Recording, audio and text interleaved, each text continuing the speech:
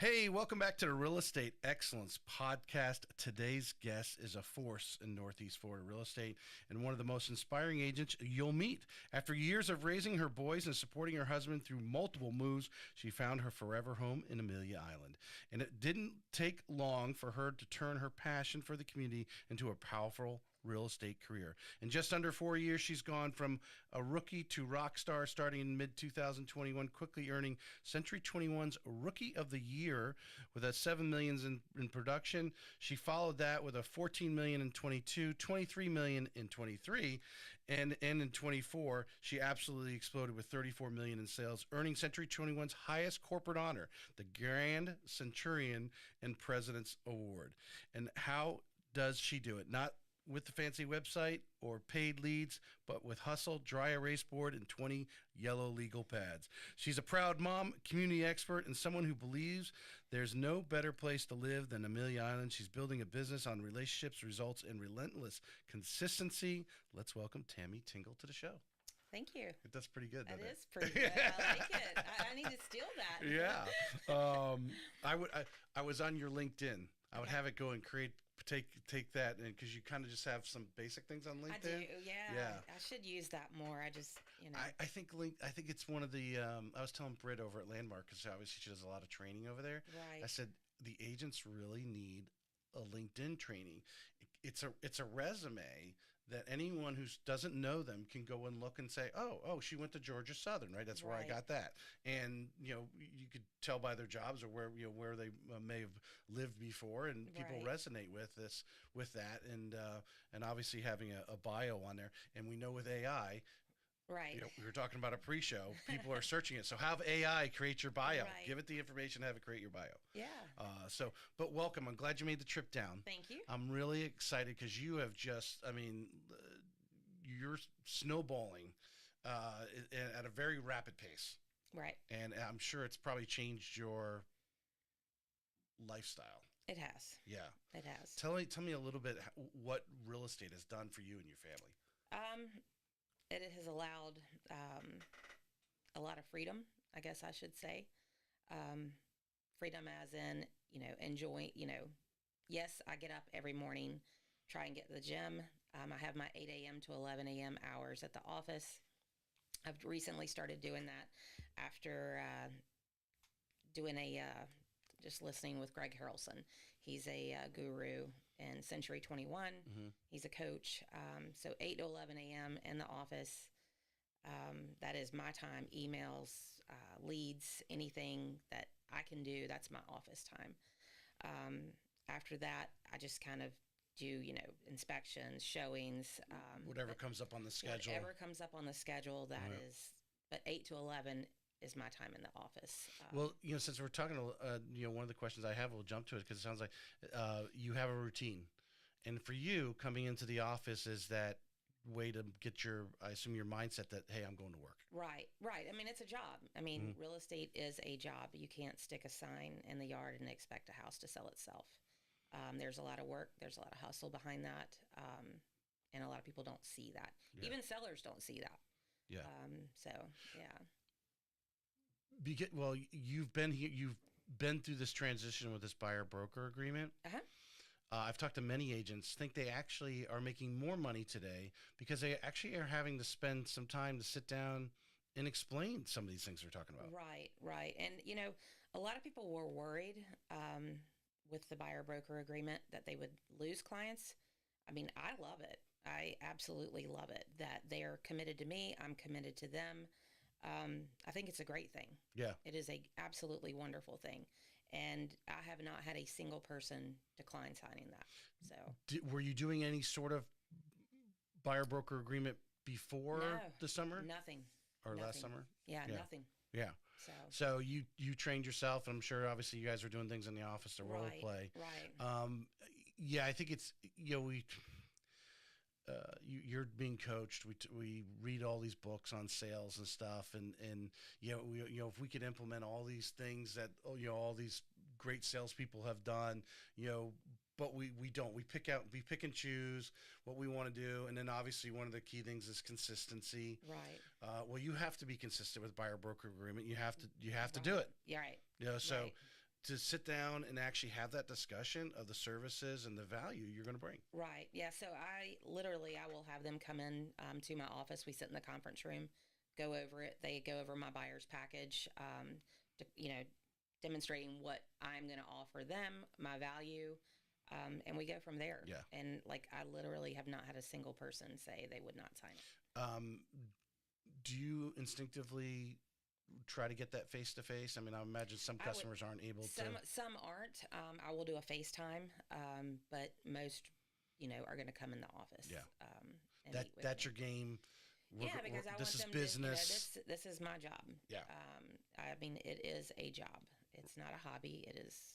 Right. It pays my bills. It pays my college kids' tuition. It's all those things. Yeah. So, you have to work, and yes. Well, I think for anyone listening, and I agree that if I was on your side, this is the way I would do it, because I do believe the home court advantage of having the office.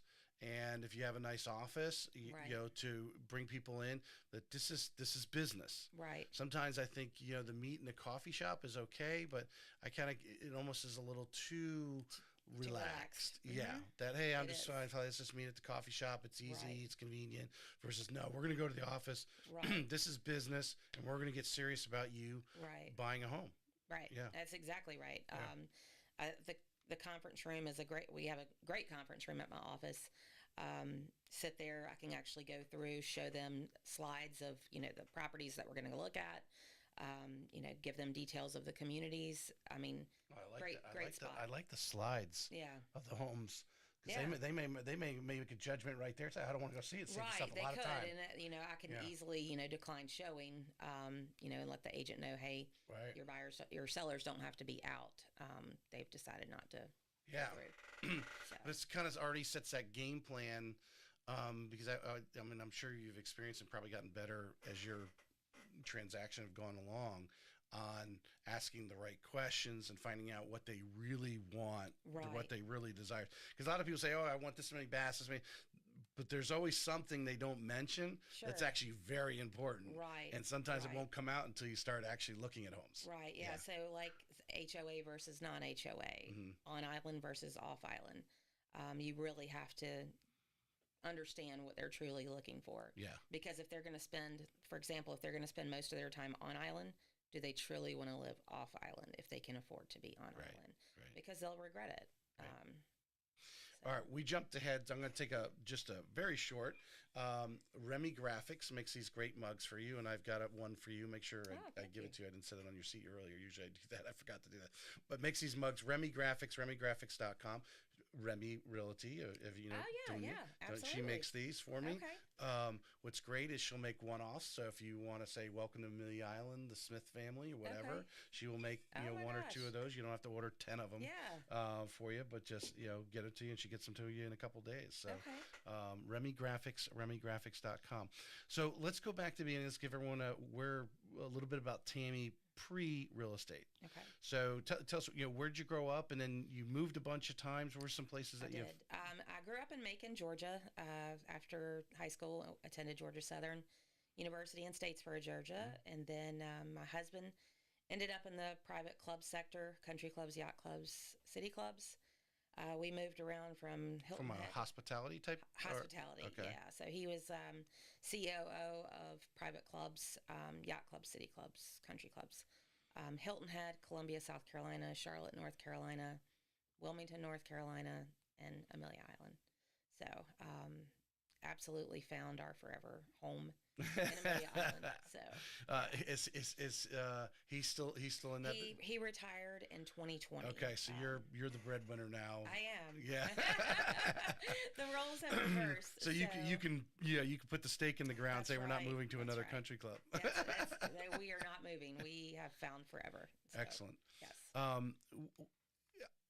Share with us, which I think it's obvious for you and I, you're these moves that you made, but that life experience that you had, having to do that, moving around, corporate moves, all that kind of stuff, how you bring that to relating with your customers today. Sure. So, prime example, I just had a family this past weekend out of Michigan.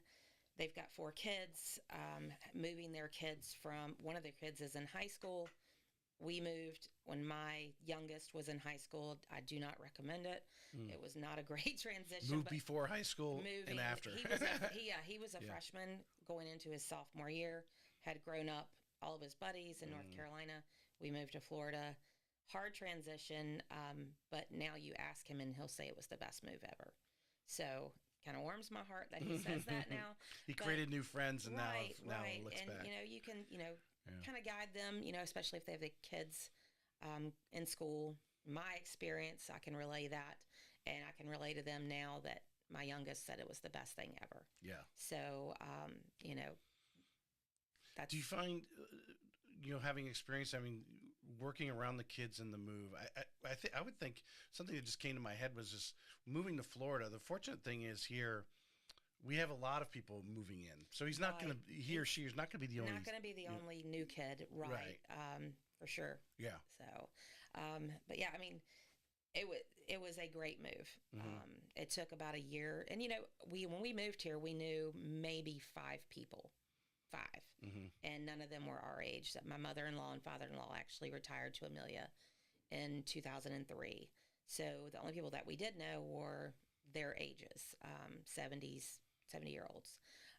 So I got into the community, started volunteering, started meeting people. Hadn't thought of a real estate career because I was still a 20-some-year stay-at-home mom. Right. Extended maternity leave is like my husband says. But I got involved and thought about, hey, I could do real estate. This is my forever home. This is it. Because your LinkedIn is very primitive. I don't know. Yeah. Lack of better words. Doesn't Right. have a lot on it. Right. Doesn't No, say that. it doesn't. It doesn't. You went to Georgia Southern. Mhm. I mean, you got married and you just had this fortunate that you didn't have to work pretty much right away? Right. So, went to Georgia Southern. I met my husband Mhm. there. We were both from Macon. We just didn't know each other. We got engaged in 96, got married in 97, had our first child in 99. So I worked for Presbyterian Hospital in Charlotte Okay. for about 2 years. And then when I had my first son, stayed home and decided never to go back. Right. So, of many of the great agents that I've had on, obviously we've had teachers, we've had some, coming from kind of all different directions. I find this very interesting of how, the stay-at-home mom in this case, you, Right. coming in, you're not the first one that I've had on, but having, I've had unfortunate people who were stay-at-home moms and all of a sudden they got divorced and they're like, what am I going to do? Right. And you get into real estate, but it wasn't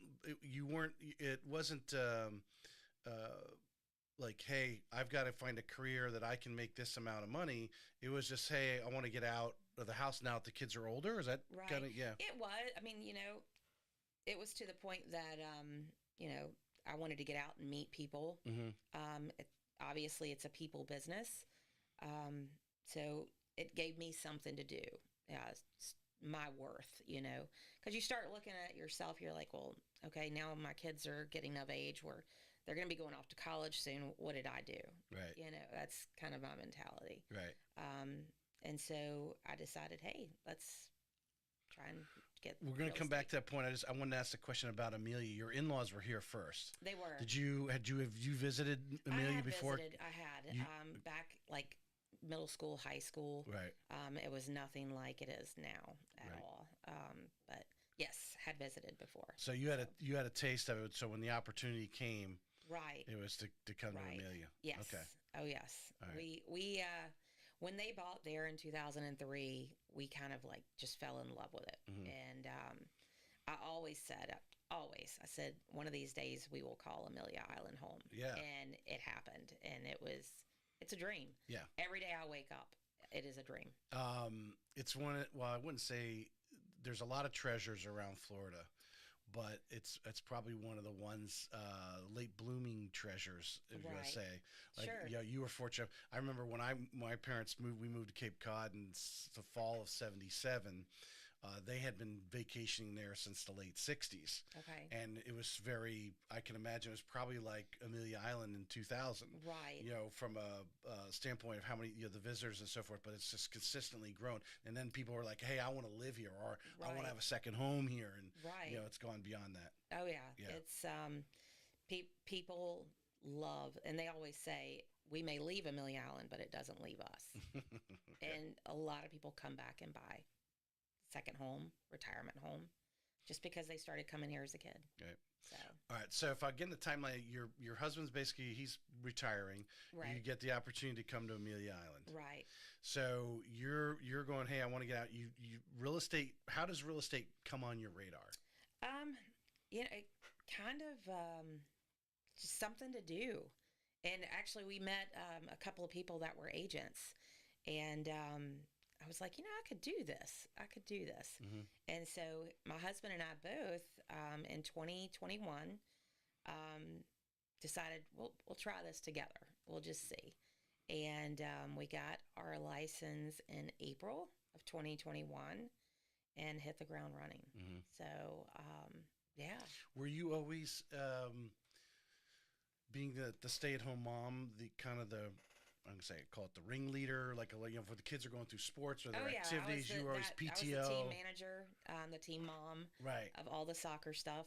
Both boys played soccer, so I did all of the team stuff for them, for the whole teams, and oh yeah, yeah, because I think to be brave enough, or we'll talk about grit, the grit enough to jump into the business, at least with like, I can do this, right, is understanding, like you said, it's all about meeting people, and you didn't know anybody, right, a handful of people here, and now you're like, well, I can meet people, because you've been doing it for your entire life, right, that, meeting the new moms, or parents, the players or whatever, right. being the organizer, being the point person, Right. yeah. Yes, and I have no, I mean, I'm a people person. I don't meet strangers. Strangers are my friends. So it's the way I look at it. Yeah. I mean, I would say 99.9% of my clients, even the ones that move away, I mean, I keep a relationship with. You find it easy that you could strike up a conversation with just about anybody. Oh my gosh, yes. Yeah. Yes, yeah. absolutely. All right, so you get your license. Now, this is, to me, the next step is one of the biggest for a lot of real estate. I think it kills a lot of real estate agents' careers, unfortunately, is the choice of brokerage. Mm-hmm. How do you evaluate? How did you end up? I assume you've been at Century 21 the whole time? I am. Yeah. I have been. So how did you end up choosing that's where you wanted to hang your license? Yeah, so we did, what a lot of people said, go around, interview brokerages. We interviewed, I believe, five brokerages on the island. And it came down to training, who was going to train us. We didn't want a mentor because, neither of us had ever been in real estate. We wanted hands-on training by above. Right. And Century 21, we were very impressed with Gina Miller. That was our broker in charge at the time. Bobby Ferreira owned it. Mm-hmm. Gina and Dean have since bought the Century 21 brokerage. So Gina trained us, hands-on training. We were with her probably 3 or 4 days a week for 4 to 5 weeks. Mm-hmm. And like literally that was what we wanted. That's what we needed. And anything that we need from her, she's always available. You talk to a lot of agents and they'll say their broker is not always available. Right. I can say ours is always available. We could call her at 2 a.m. She may not pick up, but she's going to answer at 6 a.m. Return the text or whatever. Right. Yeah. How did she? Because if I go around and you talk to every brokerage, all of them have great training and great technology. That's right. That's like right. the key. They all want to tell you they have that. Right. But where the rubber meets the road is like what she was doing with you. How did she express that to you, or did you go talk to some other agents and said, "Yeah, this is the way she does it"? No, we didn't talk to any agents within Century 21. She just told us. She said, "I will take you on personally and train you how you should be trained." Right. And that was huge. And you had faith in her that she was going to follow through, and obviously she did. She was just very genuine. Let me say that. Yeah. Very genuine. And, we just really were impressed. So both of us. Um, All right. So some of the things you do, I imagine you guys were shadowing her. we were, Yeah. well, not, I wouldn't say shadowing. I would say like we met in the conference room, like 3 to 4 hours, 3, 4 days a week. And she went Just over real life experiences. right. Ramp up Um, your learning curve. right, Hmm. right. And I just think that was tremendously beneficial. Than more so than just sticking us with a mentor. Right. That does the mentor really have our best interest at heart? Um, How did she? What are some of the things that you can, if you can recall? Is everyone has their vision of real estate? Obviously, you had done multiple transactions with your own moves, moving right, around, but now you are a real estate agent. You're right. sitting down. What are some of the things that she touched that really expanded your horizon as far as what a real estate agent encompasses? Right, Because and then being on Amelia Island, um, with the vacation and a lot of investment, it's not like you're in a middle of St. Johns County where you're primarily right, dealing with single family homes and so forth. You've got all the above in Amelia. right.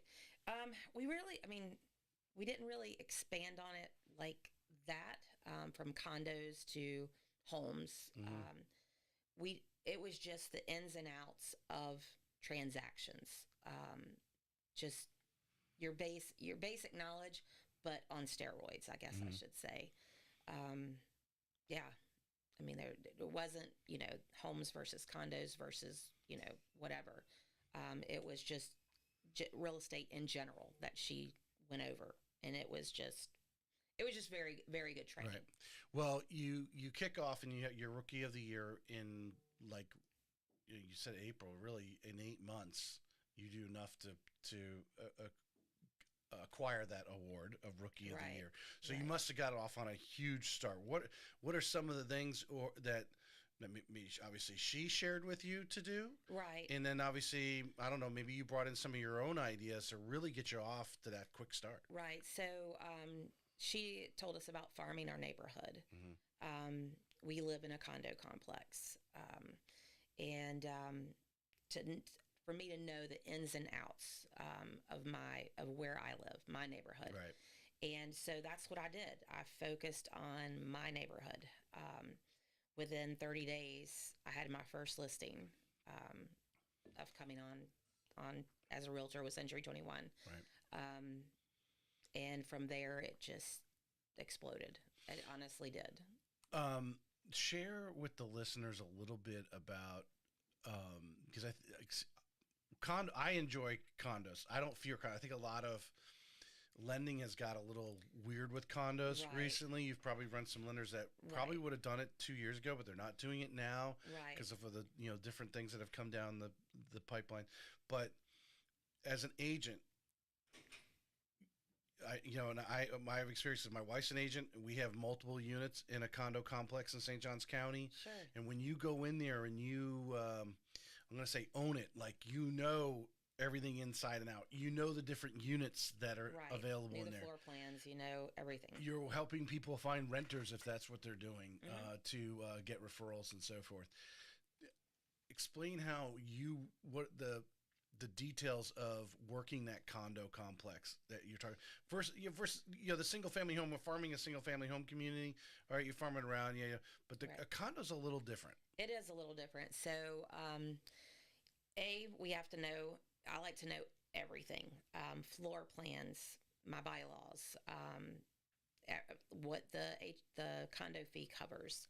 Um, I mean, there's just so many ins and out. Hmm. The milestone, the Sears, um, just there's so many intricacies of a condo, whether it's a R3 and R2, if you can't rent it all in there. I mean, Yeah. those are big factors that you need to know. Pet friendly, what's included in that condo fee? Have there been any assessments? What's the assessment history? What's the reserves look like? All of that. Now, expanding out over Amelia Island, and I speak with this question from the knowledge of just thinking of St. Augustine Beach. They've gone to restrictions on stuff like the Airbnb, right? You Mm-hmm. can there in St. Augustine Beach, I believe the number is 100 permits. There's only 100 units that can Airbnb. When Right. you're dealing with that over Amelia, Uh-huh. how important? Because I imagine you have a number of clients that are coming in looking for that kind of property. Right, we do. I like to know if there's a rental certificate, if how many they have. A lot of places in Amelia don't have a cap on rental certificates. Duval does. I've got one right now here in Jacksonville that unfortunately they're out of rental certificates. There's a waiting list for that condo complex. So people are listening. That is the number of units that they'll allow to be rented at any one Correct. time in the complex. Correct. Okay. Yes. So it's important to know that whether there is a max on rental certificates, if they've already capped, if there's a waiting list, how long is that waiting list? Mm-hmm. All of that can affect resale. Yeah. So, Speak a little bit to the Airbnb situation, because I imagine you have those customers up there. right, What are your customers looking for when they are looking at that investment, whether it's right on the beach right. or in a condo or Sure. something? They want to know what's the minimum days they can rent, whether it's a 1 day rental, a 3 day rental. Hmm. They want to know the rental history. I like to pull rental histories from an ocean front versus an ocean view, just so they can see what kind of dollar Right. difference it is. Yeah. But the main thing is for them is the return on the investment, knowing what they're going to net. Are you finding a lot of cash buyers right now? We are, Yeah. we are. I think that's everywhere I look. It's well over 50%. Oh, yes. Yeah. Yes. And even on some of these investment properties, they are actually paying cash. Right. Yeah. I'd say about 70% of my sales in 2025 are cash. Yeah. Wow. So, That's amazing. Um, I prepped you pre-show for this next question because I believe every real estate agent has to have a level of grit. You've had some great success. You said you were having problems trying to think of a setback that you may have had or a problem customer. Lucky you've had all great customers. As I said, like kind attracts like kind. But there's many agents out there that well, I think you've probably seen it in your office. There's some agents like yourself that have excelled mhm. since the rates went up in May of 22. They have had a banner the last 12, 14 months, where other agents have had a rough time. Their phone's not ringing for whatever reason, and it takes that level of grit to fight through it and find what's your next thing. But the LLC of grit, love, laughter, and consistency. Why do you love real estate? The people. I'm a people person. Love meeting people. Love hearing their stories. Everybody has a story. Yeah. So, Are a majority of your clients coming in and making your primary residence in Amelia? Or you mean that or more? I would say half and half. Yeah. Yeah, half and half. Second So, home. second home. Yeah. Share if you could share with us. Maybe you don't have to mention names, but just to say something about you Hmm. in the people, because I imagine when you say that, it's because the relationship has gone beyond the transaction. It does. The relationship does not end at the closing table. If it does, you should not be in real estate. Hmm. It extends far past that. Like I said, I'm friends with a lot of my Yeah. clients. I go to dinner, we hang out. It's you really know, it's really flattering when they ask you out to dinner. They want to Right. take you out to dinner right, after the right. And transaction. I have that as well. And it's Yeah. like, you don't need to do that. Yeah. Let's go and hang out. We have a list right now. We're so busy with the kids and stuff, and we got people, past clients. My wife's like, "Hey, we want to take you guys out to dinner," and I'm like, "When can we find time?" Right. That's a problem. Yeah, Yes, that is a challenge. problem. Um, the laughter part of it, and like you said, you couldn't think of any story, but really, we deal with it in life. Setbacks that we've had, curveball. Maybe, I don't know, your husband lost your job and you didn't know what you were going to do next, and then the next door opened. Yeah. And I think today we laugh about those situations. So when you have a bad inspection report, you're like, yeah, whatever. Right. Tell us, just share a little bit of how you're able to, and I use laughter because I think as humans, whether we actually laugh physically, Right. or we just laugh inside, like, I've got this. I've gotten through worse situations. Yeah. Yeah. No. A bad inspection report. That you're going to have those. Mhm. You just have to work through it, and And if it comes down to me fixing an issue, I'll fix it. Right. If you know, if it needs that, that's what I'm here for.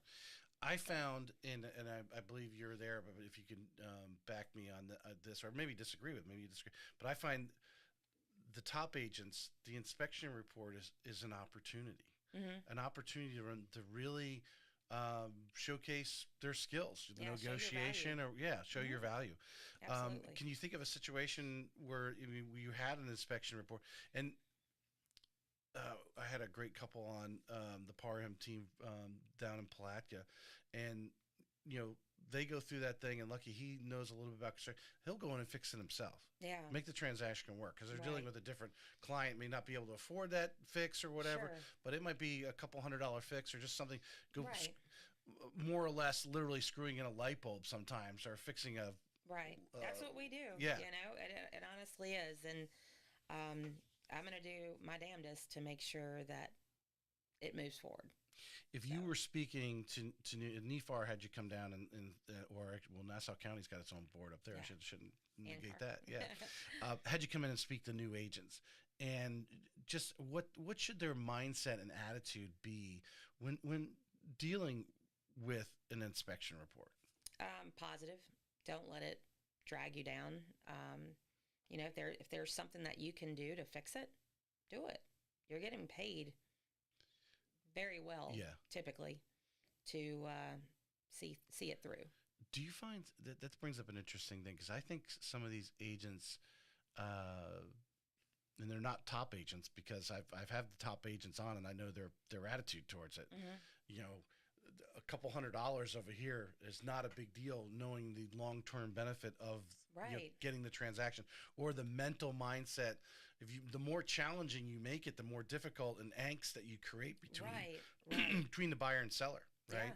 Yeah. To go in there, but to come, sometimes you got to come out of your pocket a little bit. Absolutely. Have you found some agents though that are very, Oh yeah. yeah, Yeah. I know. I absolutely. I mean, I've got one right now. I will probably be out of pocket a couple of grand, mm, but doesn't matter. It's they're getting what they want, and they're going to refer me probably to friends and every family right? when they decide to move. So it's a win-win. Has that attitude been the same always, but it's something that has grown, that you've grown with the confidence of your business, that there's another transaction out there? Because I think people get that attitude when they feel their their glass is half empty. hmm There are They don't have the attitude of abundance. Right. They have the attitude of scarcity. So they're like, oh, I ain't going to spend that money, or I ain't going to go there and spend my time. They need to, if they're not going to pay someone to do it, well, then it's not going to happen. Yeah. Yeah. That's a bad attitude to have. Yeah. Yeah. I don't like that. But it's an attitude of scarcity, not realizing that customer that's in front of you Right. is another billboard that you're putting up Right. of referrals. Absolutely. Yeah. Yep. Every customer is a customer down the road. Yeah. That's the way you have to look at it. Yeah. So In every transaction that marketing is done in front of you. Consistency. What do you feel? And maybe you've been doing it from the beginning. Maybe something you taught, or maybe it's just something you naturally do. I mean, one of the things you did mention was coming into the office, so hmm we'll put that one up.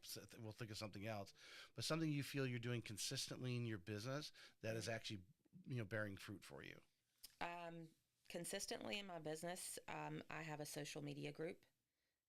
We discussed this Mhm. before. Yeah. I've got about 13,000, a little over 13,000 followers. And it's basically the eats, events, and entertainment of Amelia Island. I've probably done this year alone, probably around 10 million From off of referrals from that that. hmm page. Yeah. Yeah. How do you? So great concept, great topic for Amelia Island. Right. Everyone's always got guests coming in, and so Right. where do we go to dinner?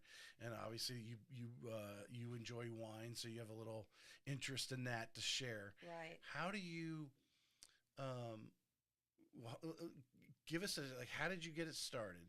And then if you could tell us, how are you actually letting people know that you're not only the organizer of this page and you're making it happen, but hey, I'm a real estate agent. Right. So I actually started it before I got into real estate. I Okay. started it when we moved to Amelia in 2019. And I just did it as something as fun. I was bored, so I'm like, oh, I like this kind of stuff. So let's Right. try it. And so started it. People I met through volunteering gave it, to them and said, hey, if you guys have any input, put your restaurant, anything you like to eat, put it on there. Whatever. Hmm. So it kind of like grew. It didn't grow big, but it grew. In 2021, when I got my license, I said, oh, I can really utilize this. So pretty much everything that I post on there, at the end of my post, it's my Tammy S. Tingle, Century 21 Miller Elite, top 5 in Florida with Century 21, Right. and my dollar volume for 2024. So everything I post, people see that. What are the things that you're posting on that page? All of like the happy hours, the live music schedule, the restaurant specials. Now restaurants are actually contacting me, putting them on. Nice. Yeah. So, Do you get it's some just, you get some comp there at the restaurant sometimes? No free glass of wine or anything? well, probably not like crazy, but I mean, it's Yeah. it's just a fun thing to do, and now it's like part of my business. So Well, it goes back to what who was the lady that was training you at Century 21? Gina Miller.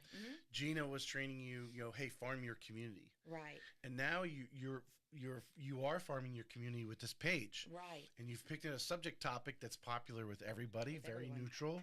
Right. And and it's just snowballed, and now you're farming it through the entire island Right. and beyond Right. with this page talking about a subject matter. You've become the expert. Expert. Right. Yeah, everyone, and then every time someone goes on there, they're seeing your name. Right. Every time you do a post. Right. Brilliant. Yeah. Brilliant. And it's fun.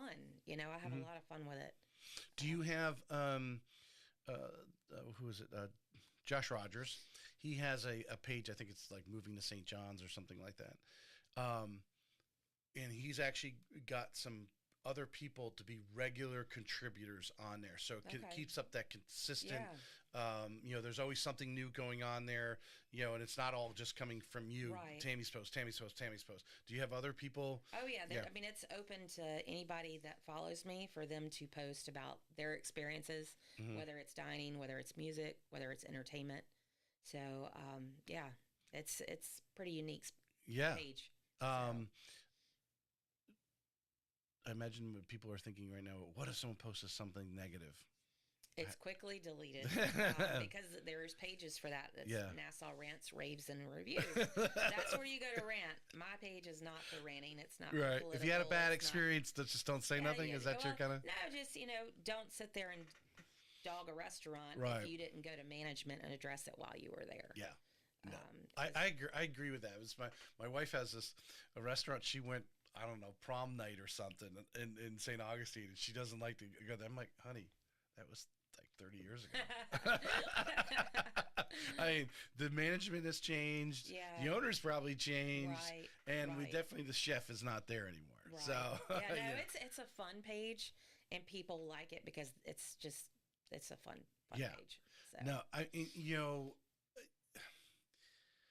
talk about the consistency. We brought before.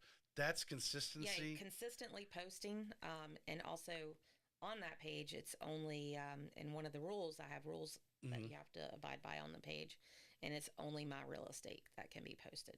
So only my open houses. I do post that. Oh, so on you there. post open houses on the yeah, same? because Okay, it's my event. it's your page. So yeah, and I usually have give or take 5 to 6 open houses a weekend. So You said you're up to about 13,000 some change in followers. So Yeah. that's roughly been about 3 or 4 years now that you've. yeah, Yeah. So Yeah. it's yeah. Interesting. Very. I would reach out to Tammy if you have an idea on this. I'm sure she could help you structure this page for you. But that's just of course the great thing. It's the island. Right. But there's, if you're down in St. Augustine, it's very similar. You have all these Yes. different restaurants, and some of them on some of these side streets, you don't even know they're Right. there, Right. and you need to expose them and Yeah. give them some love. And it's those the small business owners, the small restaurant owners that you're putting out there. Right. They know so many people. They do. A They do. lot of them And I've have been, actually had two restaurant owners refer me. yeah. So They yeah. know so many, and probably actually more. You just don't know Probably they more actually, that I yeah. just don't know, but yeah. Um, because they know so many people. A lot of them have been there a long time. So if Right. they have friends or family that are moving in, they're asking them for their advice, and Right. that's Yeah. That's spot on. you're adding value to the community, and the value is coming back. Right. That's awesome. Um, we talked a little bit about, you brought up your daily routine. If we can um, really narrow in on that, was it 8 to 11? I think you said. 8 to 11, and here recently, like I was talking about Greg Harrelson. He's Mm. a guru for C21 out of the Carolinas. I was at home doing my normal work, but I feel like at home I get distracted. Mm-hmm. There's distractions at home. So I recently have just started going into the office. That is my time. I don't have distractions. I'm there to literally email, phone call, lead generation, calling expireds, calling FISBOs. Do you have a goal each day? Are you doing something a little different each day? Because I I do imagine you're not something a calling little FISBOs different every day. each day. As we were discussing Yeah. Chat GPT, I ask it to give me a 30-day game plan. Okay. And it does. Yeah. Obviously, and I kind of follow that. Yeah. It's That's interesting. So how did you um, tell us how you told ChatGPT, what activities, and then it gave you a schedule. it did. It Tell us gave a little me, bit how you communicated with it. So I asked it to give me a. I think I said I'm in real estate. Give me a 30-day schedule for lead generation, and that's basic. It's very basic, Mm-hmm. but it did a very detailed 7 days at a time to get followers, lead generation. I mean, it was very Yeah. detailed. Yeah. Chat GPT is very beneficial to me. I use it quite often. It has got. I've been using it consistently. Well, I was introed to it about 2 months after it started, but lately I've been using it a lot. And even with the show here,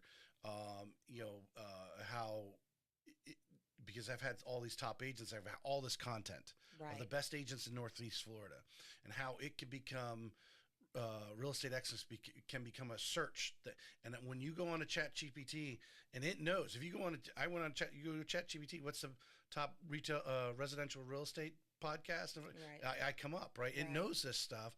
And when you start going in and you start asking and asking more detailed questions, and that's Mm-hmm. clarify. I even it was telling me to do something, and I said, I don't want to expose my secret, but what I asked, I said, if I'm talking to an expert that does what you're telling me to do, because Mm-hmm. what you're telling me to do is, has to do with the internet and stuff like that. And I'm like, if I wanted to talk the language of a person who actually does that in the internet IT world, whatever you want to call it, Right. how spell that out for me so I can basically hand it to them. Right. And It's amazing. it makes your life so much easier, It and does. within seconds. Right. Sometimes it's too fast because you're like, oh my god, I got all this stuff to do. Yeah, stuff Yeah. that we used to spend hours on. Oh yeah. It can, Yeah. Yeah. Days, weeks, whatever. And we were talking pre-show because today we do have a lunch and learn with this gentleman using AI to home search. You've been using it to do your property descriptions. property descriptions. Again, setting a calendar, daily calendar. Um, Instagram, I ask it for social media Mhm. cues. Yeah. Yeah. And the importance, just of the audience out there, you really, if you're not using AI to create your property descriptions, you need to, because I think we all will agree in the coming years, AI looks for AI. It's looking for Mhm. its language. It's looking for what it wrote. Right. And if you're not having it write your bio, if you're not having it write your property descriptions or anything else on your websites, you may or may be missed. Right. So you want to tell it everything and then have it write it and go and improve it and Right. clean it up. I mean, it talks, but it's looking for its language. Right. Yeah, the way Absolutely. it talks. So something to put out there. Um, let's talk about you've had huge success since April 21. Hmm. Killed it last year. Um, what are you seeing? Imagine with your production, some of the top people of Century 21 are communicating with you because Hmm. you're in that fine line echelon of top producers of what's going on in the marketplace. What's Hmm. going on in your marketplace at Amelia Island? We talked about 70% of your deals are cash, Right. right? What are you sensing here in any prediction without any? We're not going to stick it to you, but Right. No, no, what no. you feel, what you're seeing going on. Well, you've definitely seen a slowdown. I've talked to several lenders that normally use. Mm-hmm. Apps for loans have gone down. You talk to inspectors, they're not as busy. Mm-hmm. Same thing with photography, they're not as busy. Um, so, The are we in a listings are up. Are slowdown? you getting? Are you We have you have a lot of listings right now? You're sitting. 19 Yeah. uh, have a lot of listings, but are they moving? Mm. They're not moving as quickly. Um, Days on market are longer. Um, so yeah, hopefully we'll see an uptick. Um, but right now, showing. I mean, everything is slow. Yeah. Everything is slow. I was fortunate. The one I had, uh, one buyer we locked in when Trump's got everybody on a tailspin of what's going on, Right. and the rates dipped there, and Right. I locked him in the low sixes without any points on just $100,000 loan. I was like, I'm feeling great. Now you look at the rates here now. It's been over like 2, maybe 3 weeks later, Hmm. and they're right back up there Right. again, and it is really putting definitely a crunch on Sure. the mortgage business. So, but I think. I know what he wants to do. I believe I know what he wants to do, and getting the bonds. The bad day in the stock. People complain about the stock market, but a bad day in the stock market is a good day for mortgage rates, Right. which could be a sale of a home, which is moves communities. Right. There's so many Right. people involved, and so yeah, we might suck up a little downturn in a day or week or month in the stock market, but it's at that bond market we need to Right. get drive those rates down. Sure. Yeah. Sure. Let's talk. Do you work with any new agents coming into the office? No. No, you don't. You don't. No. You don't have time for No. that. No. No. No. Do It's they ever definitely ask you? They must ask you to come in and they do give some ask, insight. questions, Yeah. and I try and give them as best as I can. Mm-hmm.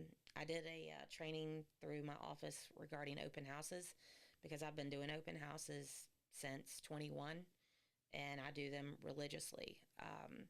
So I have a set list of rules that if an agent is going to do my open house, Share. so 6 to 10 signs, and they've got to be highly visible signs. You Mhm. can't just get the little rectangle open house sign.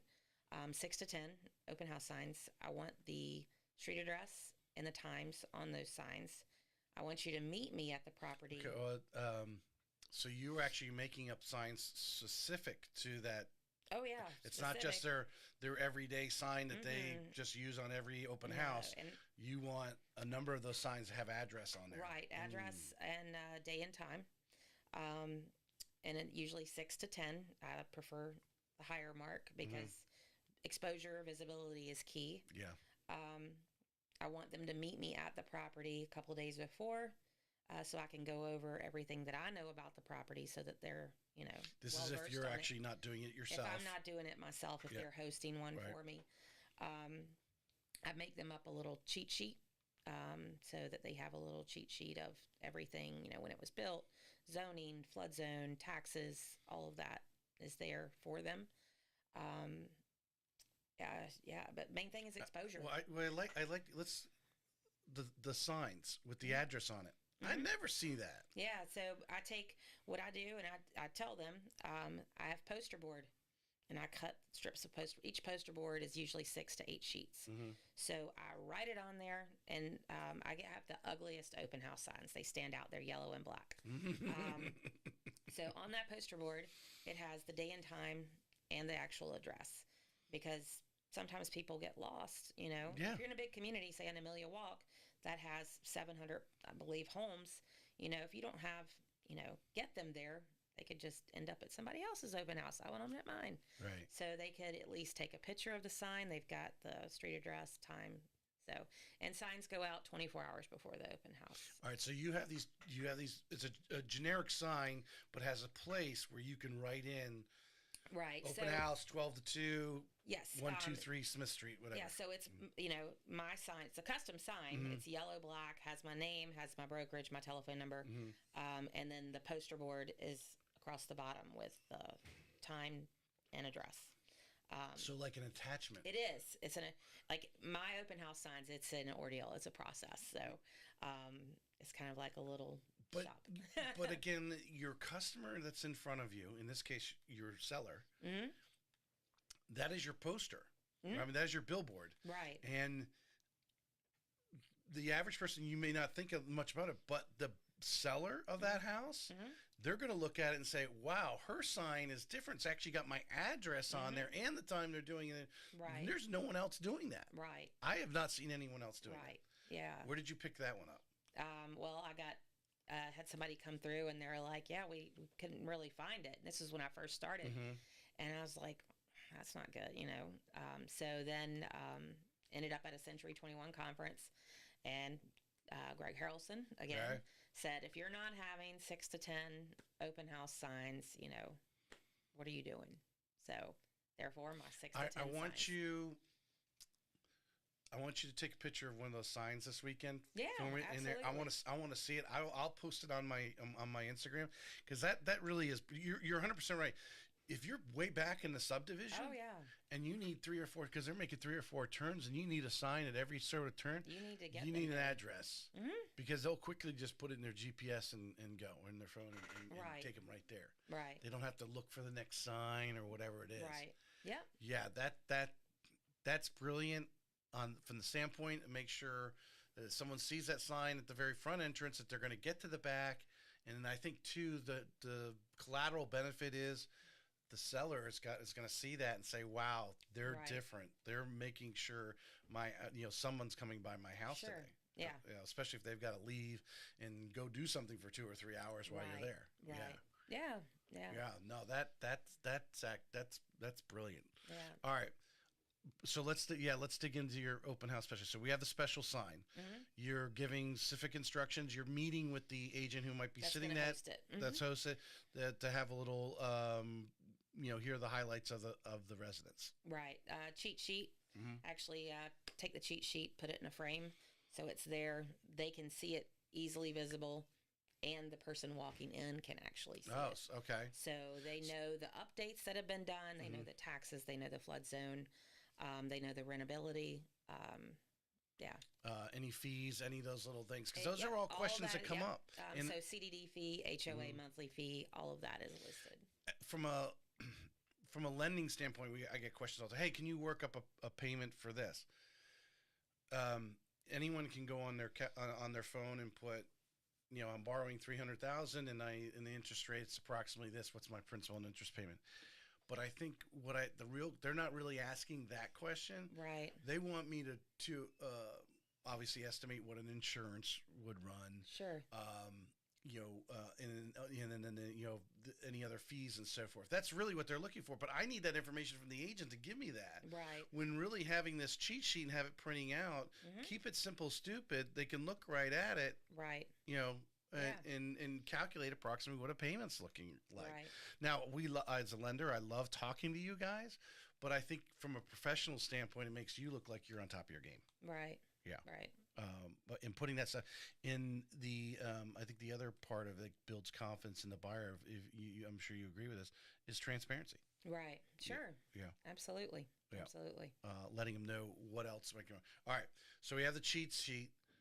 What else are you doing on the open house? What's the Tammy open house special Social advice? media, they have to post. You have to post social media. There are at least four Facebook pages dedicated to whether it's open houses, for sale houses, whatever, for our area. Hmm. Um, and there's probably, oh my gosh, there's probably 7,000-8,000 people on one of them. And so at my open houses, I always make it a point. How did you hear about it? I have never had anyone come in my open house and say Realtor or Zillow. It's always been a sign or social media. I Interesting. have never had anyone. That's my number one. That, and aside from, are you working with an agent? Well, asking that question is so. Again, I think that's not rocket science, right? Right. But how many agents are asking, how did you actually hear about it? I guarantee less than 50%, probably less than 20%, but I'm going to be generous and say less than 50% are probably not even asking how that person ever heard about how they got there. Right. Yeah. Yeah. I want to know because I want to know what's working. Right. Um, To go back to talk a little bit about that in your success of your business, because you've had enough volume to have some trial and error. Right. Versus that agent who may be only doing 4 to 6 homes a year. They don't have enough trial and error to actually really zone in on what's working. Mhm. What do you do from in keeping what are some of the stats that you like to have? Stats that I like to have: turnover Mm-hmm. in a neighborhood. If there's not much turnover, do I really want to farm it? Am I wasting time? Um, if there's a lot of turnover, that might be a good neighborhood to farm. Okay. Um, something as simple as that. Um, expireds, FISBOs. I like to look back 6 months worth of expireds. See if I can get one of those because you already know they want to sell. Mm-hmm. They wouldn't have listed it otherwise. I was specifically, I was this, like, you were the stats. You might be just keeping them in your mind, like when that someone comes into your listing. Mm-hmm. How did you hear about us? You're tracking. Oh, Was those it the sign? stats? Yeah. What are some of your business stats that you kind of measure yourself and maybe adjust your marketing or whatever Yeah. you do? Honestly, I mean, I'm so simple. Like you said, the yellow notebook, like literally there's one Mhm. right here, my dry erase board. I don't even have a CRM. So I've kind of been looking at CRMs, but um, I need to. Um, but yeah, it's mainly mental, Mhm. um, keeping it up here. Right. So, Well, that brings up an interesting topic. You've gone. Are you doing everything yourself right now? I am. You're Yeah. you're in that. That's a skill to be able to do 35 million by yourself. Because a lot of people at about, I think the numbers between anywhere, and depending on the price point, homes you're working on, somewhere between 7 to 10 million. Someone who's doing everything themselves starts to get maxed out. Mm, And then you keep hitting that lid. You've grown every year, so you're like, oh, I haven't hit the lid. Let me just keep going, right? right. But when you start like going, hey, I'm only doing this much for the last 2 years. How can I, you know, go beyond? Right. Have you thought about, for example, like having some sort of assistant do some of these things for you, tracking, prepping the agents to go out and take some of the off your plate? No. No. No. I look at it like I know the product that I bring, and that's why I want to. When somebody does my open house, Right. I want to make sure that they understand what my brand means to me. So hopefully that they bring their brand. Or and you're it you're means- conveying that seller's information directly. Right. Yeah. Right. Yeah. But the social media, some of the other trivial things, like it's like whether it was you or someone else doing it, because some of the stuff you said you're using AI to create for you, Mhm. someone else could take that. They for could. you. Yeah. but You're I not don't. there yet. No. No. You sound like you're my you broker. still have you just have this great excitement about real estate. Yeah, You just want to do it all. Yeah. But I mean, and it's amazing. It is amazing to have done that. You've done that sort of volume completely by yourself? Because Well, my husband, yeah, he helped, but he doesn't do like the social media or anything like that. He right. does all of like my paperwork. So So he's doing some of the transaction he coordinating. does like that. Yes. Yeah. Yeah. So, Is he writing the contracts for you? How does it? yes. Yeah. Yeah. Okay. So you have an assistant. Basically, it's handling some of those things, Right. so you keep forward facing. Right. Um, how important because the people was important to you. That's why you love Mm-hmm. thing.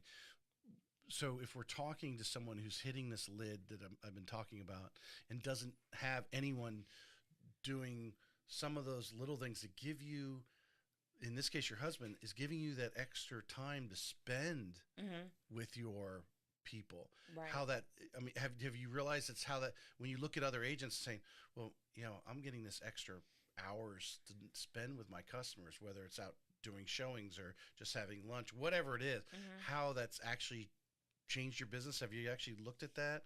Because you're so forward, not forward facing, but you're spending more time face to face. You're not sitting behind the computer. Right. Right. Yeah. No. It's definitely beneficial. Having him be able to do all of that. Mm-hmm. I like to, I'm hands on with everything. Yeah. Of course, I like to see what he's doing, and sometimes I'll end up sending documents that he's already sent, just because it's like, okay, it's there. I want to do it right then. Yeah, it's definitely beneficial because it's definitely more face to face. I get a little more time face to face with my clients, like you said, Right. because I'm not doing paperwork stuff behind a computer. Because I imagine on Amelia Island, you've dealt with some higher end Right. properties Sure. there. What have you found? I think any top person delivers the same level of service, but there's dealing with different. I'm gonna say personalities, just Right. different. Someone who's looking at 1.5, 2 million. I mean, they may have won the lottery and didn't have anything yesterday. Right. There are people like that, or inherited a lot of money or something Sure. like that. But I would imagine some of your tactfulness, Mm-hmm. for lack of better words, strategery, dealing with some of the higher end clients. Have you do you would how do you work across the spectrum? Because you're still selling some stuff in the western part of Nassau County, I would imagine. Right. You said you had a Jacksonville condo, so it's not like, hey, I'm only dealing with people who are buying $1 million and up. Yeah. You're across the spectrum. What have you found as an agent? Some of the things that you've done personally to adjust to the different clients that you're actually working with, coming from different socio-economic, whatever backgrounds. Yeah, I think I treat everybody exactly the same, whether they're buying a $300,000 house or whether they're buying a $5 million house. They're still going to get the same level of service. Right. You shouldn't face. So to spin off of that, the importance of, because imagine dealing with some of these homes, they're not brand new. Mm-hmm. Something needs to be fixed. Something needs to be worked. How have you found the right people in your community that make you look good? Yeah. Whether it's a lender or someone to help you with fix a plumbing issue or an electrical issue in a listing you have. Yeah. What are some of the things that you've worked on? Do you feel that you built a Rolodex of? I do. I have a vendor guide. Right. And that is given to all of my sellers as well as my buyers. People that I've worked with, people that I'm comfortable with. Say it's a handyman. I've got a great handyman that I'm working with. Plumber, got great plumbers. But I mean, I'm providing them at least 5 to 6 names in my vendor guide for each category. Each category, Each 5 category. or 6. Yeah. You found 5 or 6 really good handyman. Oh, I do. Do they all really live there in Amelia Island? They do. I don't think we have 5 or 6 in all of St. Johns County. Yeah, I am fortunate. I'll actually see one later today. So, yeah, I'm very You must have fortunate. some really good retirees that want to do I some do. side work. Yeah. I do. Absolutely. Because I really feel, and it's funny, I was, again, talking to the Parham team a couple episodes ago, and how important it is, because in their community, as small as it is down there in Palatka and you in Amelia Island, you've got to have these people that you can call up and say, hey, we've got a electrical issue. I need this I need this done, and I need Sure. it done because we're going to go listing, or hey, the inspection's coming, or we need to get this done so I can get it on the market, Right. so it doesn't show up on the inspection report. Right. But how important is to be a concierge Right. of that It's providing the value that yeah, you're being well paid for. right. So, You don't leave it up to the seller to ultimately you're I'm forcing the being action. You're proactive. forcing I'm the not, action. I don't want to be reactive. I want Right. to be proactive. Right. Yeah. I imagine you've gone into some of this. Talk about that part of it, because I think it's another thing. Um, Agents might. Oh, it says the. I can't think of the phrase I want to use, but the. Some of them don't have the confidence, Mm-hmm. even 3 years in, that they are the expert. Mm-hmm. At what point did I imagine you're in Amelia Island, you might have had a pretty big transaction your first year. Mm-hmm. You're like, I've only been doing real estate for 4 months and I've got this $1 million sale. Right. And you look at it like, I'm not worthy of this. Right. And at what point in your career did you say, hey, I am the expert? I've got Gina back in the office. She's teaching me. I've got these other transactions now through the years. And now you walk in with that confidence and authority, because I don't think every agent has that. Yeah. Yeah. I would say probably year two. Mm-hmm. Felt a lot more confident. Now, I mean, if you get the listing, you get the listing. If you don't, move on. Right. I mean, it's just simple as that. You don't focus on what's behind you. Right. You focus on. But that conversation, so, 'cause I think the breakdown which causes issues further down the line, like some of these houses, I imagine maybe sometimes you recommend a pre-listing inspection. Right, and I have, and I actually did that. Prime example, back in December, I had a 100-year-old house in downtown Fernandina. This lady had reached out to me. She interviewed several agents, and I actually recommended a pre-inspection. And she's like, "Oh, well, we had an inspection when we bought it, and we've improved everything." It's like, I said, it doesn't hurt. It's a 100-year-old home. Come to find out, the inspector prior did not go under the house, and she had to end up spending about 20 grand in foundation repair. Yeah. Because of that inspector not going under the home. And you had that done before you even put it on the market. Before we even put it on the market. Yeah. Because here's the tip, agents that are listening, that's an excuse for someone. You worked so hard to get it under contract. You got it under contract. And then someone crawls under the house and realizes, oh, we got a foundation issue. Oh, we didn't know that. Right. You should know that. Yeah. Yeah. Yeah. Avoid, and that's a major issue, which most people would have walked away Absolutely. from. They would say, whether you were going to fix it before closing or not, they would have said, now you got foundation issue. I'm moving on to something else. Right. Even if it could be, because I'm sure you've had the smallest, because they all have buyer's remorse. Right. They're all under contract.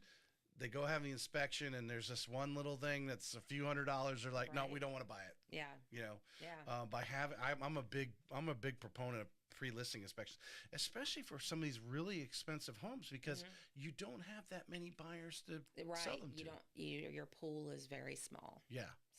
So you don't want to give them that out. Let's finish up with this. Give me 3 things that with the current market, it says, we got high interest rates now, so mortgage applications are down and so forth. What are 3 things if Century 21 said, hey, run our sales meeting this weekend or this week, what would you tell the agents to say 3 things that they need to be doing within their business right now with the current market, and obviously be consistent with it? Farm your neighborhood, farm your expireds, and farm your FSBOs. Because expireds and FSBOs have already demonstrated they want to sell. Right. So you could come in and look up at the king. What have you found? I don't want to give the answer that I think you're going to give me, but I want you to say from the expireds. What have you found with some of these expireds that you've called upon that maybe have gotten some action from? Listing too high. We're given a price that was not going to happen. Right. And have that real talk with them that, hey, this is what it's going to take to sell. Right. Unfortunately, that because the prior agent may not have had that conversation with them. Right. Or maybe there was an ego thing where they said, no, we want this much more money for our house, and they didn't want to tell that agent to go ahead and Sure. lower it because the agent told them to lower it, but their ego said, no, we're not going to lower it. Right. And They there's a now lot that of agent's that. out and you come in, you're the second voice saying lower the price, and they're like, yeah, okay, Yeah. yeah, And that's a lot of the cases that, I like to go in knowing that they're willing to come down hmm if it hasn't sold. If we're not seeing the activity that we should see. yeah. Yeah. Yeah, I think you agree. Right now, if it's sitting, most likely it's because, well, the market feels the price is too high. Right. Yeah, Right. yeah. Anything you like to add? No, just everybody always asks me how did you do what you did? Mm, It's putting the work in. It's not a part-time job. yeah. Um, Treating is it like not. a business, like you said, coming You in have 8 to to 11, have it you're doing these right. things and you're holding yourself accountable. ChatGPT gave you the schedule. Right, Work it. exactly. It's so easy. Yeah. Oh my gosh, it's so easy. All right. I mean, because you could go into Chat. You were very broad with ChatGPT. Go in there and say, "Hey, I need a 5-day Monday through Friday schedule from 8 to 11 of activities that are going to create action. I Yeah. like doing A, B, and C, Right. and it will. It will do it. Yeah. It will do it. It'll give you statistics on how if you make so many phone calls, how many yeses you might get. Right. Yeah. Right. But I think, would you agree, doing those things, especially right now, right? Mhm. There's so many people sitting on the sidelines right now. Like there's buyers going, okay, the interest rates are too high. So they're sitting there waiting for interest rates to lower. Right. And then there's sellers in the same situation because they have a low interest rate, but they really do want to move. Right. That there's going to be, and it comes a point where they're forced to. So those Right. people are trickling over the top. But I think if rates get, like, we get 5.875, there's going to be a frenzy. There will be. Yeah. Yeah, I agree. Yeah. Oh my gosh, I agree. And if you're making those phone calls, when it does, Right. it's your phone, and then It's you're going your to need phone more that's gonna assistance. ring. Correct. Yes.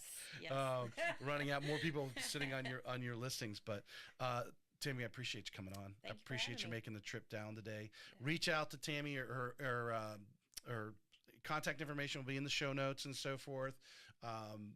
Follow her. What's the name of the page that you have? Amelia Island Eats Events and Entertainment. Amelia Island Eats, Events, and Entertainment. So if you're going to Amelia Island and you want a good restaurant, or you have anything to do, or what's Yeah. going on this weekend, it's on Right. there. Yep. That is brilliant. And actually, I mean, great advice for anyone. Can start that page anywhere they're at. That's because I think, personally, I live in what's considered St. Augustine, but it's St. Johns County on 210. Okay. We're still 20 minutes to go, 25 minutes to get to downtown St. Augustine. Right. We don't ever hear of half the events that are going on in downtown St. Augustine. There's opportunity. There's opportunity there to be putting those events, because there's always something, just like Amelia's, always something. there's always to do. something going on there, fish festival or whatever. Right. Shrimp. Shrimp. 2 weeks. 2 weeks.